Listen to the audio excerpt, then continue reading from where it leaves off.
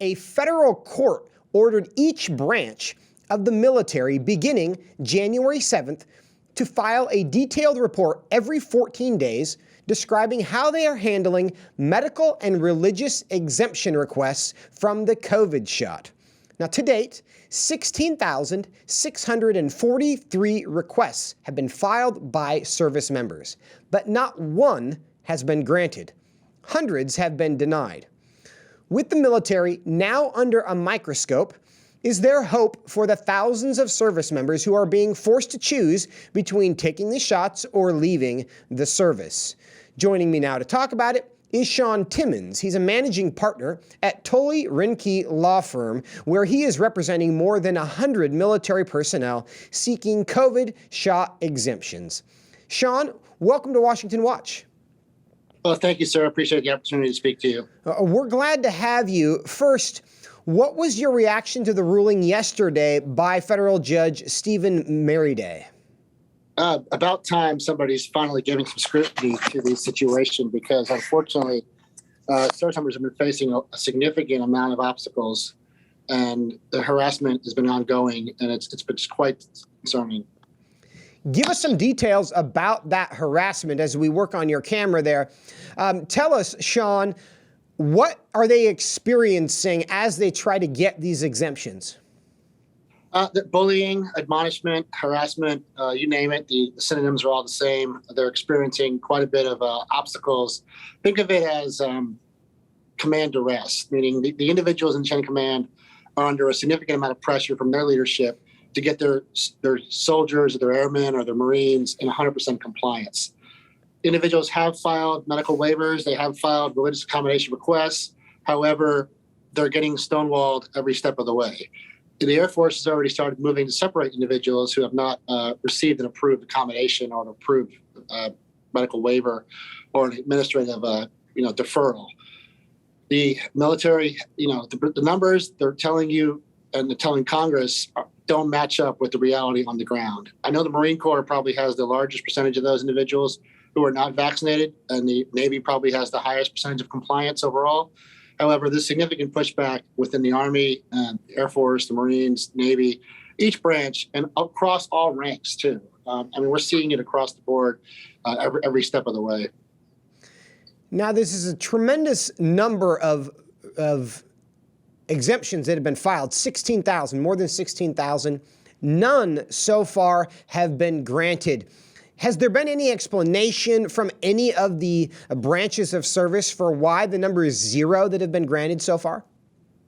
Primarily, it's bureaucratic ineptitude. That many individuals have received requests for approval from their chain of command, meaning the chaplain at the installation, such as Fort Hood or Fort Bragg, has actually signed off on a recommendation for approval. So has the command in some limited circumstances. Frankly, most commands are recommending denial.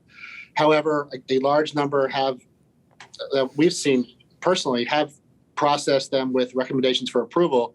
However, they have to go up to the Secretary of the Service to be approved. And unfortunately, that's where we're seeing inaction, lack of activity. The Secretary of the Army did tell the Military Officers Association of America that there were going to be approvals.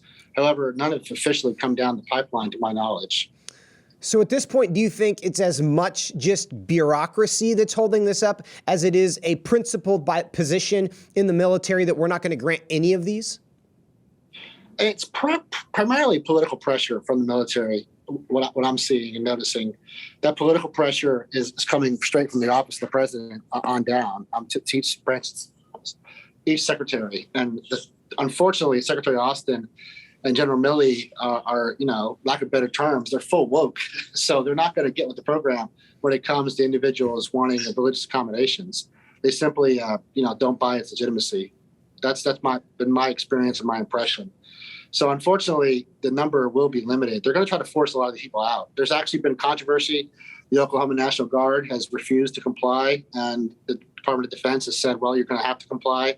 And there's ongoing litigation regarding whether that's going to actually come to fruition. State Guard soldiers serve under the command of the governor, not of the president, unless they're activated and federally mobilized. So logistically, mandating compliance is going to be interesting to see how they're going to try to accomplish that. A lot of pushback politically on the ground. And I know the National Defense Authorization Act there's been movement to try to ensure individuals who are separated for vaccine refusal receive honorable discharge.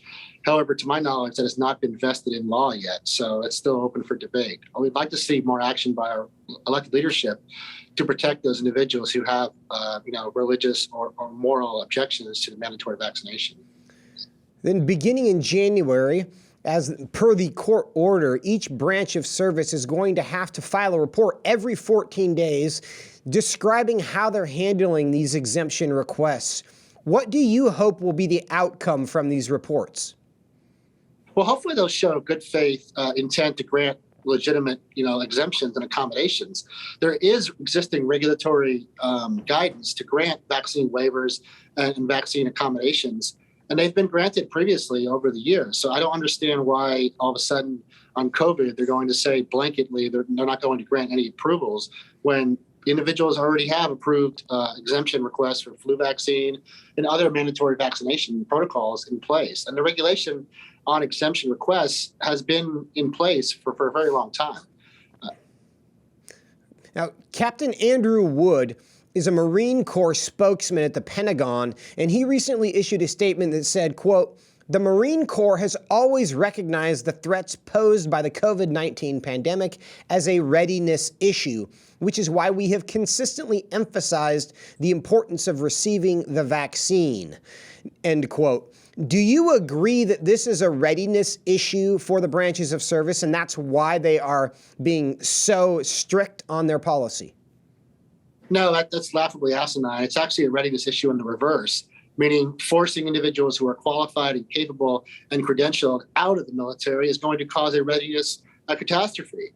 We're already forcing pilots out who have tremendous skill, and they're going to go work for Delta Airlines or other competitor organizations and double their income because they're leaving the military. So this is an opportunity to lose qualified talent through forced vaccination. It actually makes no sense whatsoever.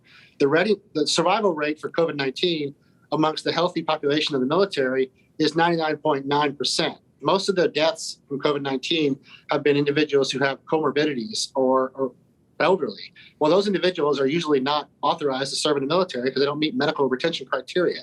So the percentage of individuals who are on active duty in uniform who have died of COVID-19 is far beneath the suicide epidemic and other causes of death for those on active duty. So it's quite silly explanation. To your point, reports are that 70 members of the military have died from COVID during the pandemic. Orders of magnitude more than that stand to be kicked out over this issue. So to your point, when it comes to just do we have enough personnel, the risk from the mandate does appear likely to remove more service members from the military than the virus itself. There's another part of this issue, though. Military chaplains are apparently a key cog in this process. What do you think about how the Pentagon is using chaplains to enforce this mandate? It's quite concerning. Chaplains have been under duress for a very long time in the military. Unfortunately, they're having their sermons scrutinized strictly. If that chaplain says in their sermon they only believe there's male and female and there's not 61 genders, they're going to be admonished and mocked for practicing their faith. So chaplains are under a significant amount of duress with the new information from DOD as far as transgender philosophy. So it doesn't surprise me that chaplains will be under equal duress to try to tell individuals their religious convictions are not actually sincere or legitimate. And that's unfortunately what they're trying to task a lot of chaplains with, is to basically force them to concede that, this individual soldier or sailor or Marine doesn't actually have a legitimate moral objection. However, there has been pushback. The chief archbishop for the Catholic services there in the Army, Department of Defense, has come out and said no soldier or airman should be vaccinated against their consent. That's not necessarily, if they have a religious objection, their accommodation request should be granted. That is significant pushback within the archdiocese of the services. However, most military leaders, most military clergy have not been so brazen in their opposition. There have been limited requests for approval of exemptions at lower installations. However, the chaplain leadership, unfortunately, at least from my practices and what I've seen in my cases, they're systemically corrupt. They're corrupt because they're going along with the DC elite woke establishment, which is hostile to religion. And unfortunately, they're just looking to get their paycheck. They care more about their own economic self-interest than they do the moral objection of their flock. Well, I think what most of us want to see is that the treatment in response to the COVID vaccine and its various tentacles are just treated the same as we have acted in similar situations in the past. And time after time, it seems to be that the rules are being changed in our response to COVID. Now, what is your hope for how this entire issue will be resolved? Well, hopefully the pandemic recedes and the mandate vaccination program goes away just by operation of the pandemic loosening itself up. I mean, we were told back in May, once the vaccination rate got to a certain percentage of the population, the pandemic would die out. Now we're seeing lockdowns in Austria and Germany and across Europe where the vaccination rate, some of those locations is 90% or higher. So it's quite concerning, the political establishment using the COVID vaccine to create societal change that may not have been legislatively possible absent the conditions of the pandemic. So I really hope that eventually the Department of Defense is able to staff, its manpower to have an effective national defense. Unfortunately, you're losing a significant chunk of your recruiting pool with this vaccine mandate. They're not even letting recruits join unless they're vaccinated. And that's 30% of the population right there, ineligible right off the top. Sean, we got about a minute left. Yesterday, a Long Island emergency room was forced to close its doors because of a nursing staff shortage. They had to let so many go. How serious do you think the consequences could be for these mandates outside the service, just across our economy? Across the economy, it could be catastrophic. I mean, we already have a supply chain disruption crisis. We already have inflation spiraling out of control. We have a massive labor shortage across sectors. We're talking about, pulling out the bricks from the foundation across the economy. It's quite shocking. There's a significant pushback within certain states and within certain population groups against mandatory vaccination. And losing those individuals economically is detrimental to everybody's livelihood. Sean Timmons, we appreciate your service to our service members, and we also appreciate your time today. Thank you so much for being with us.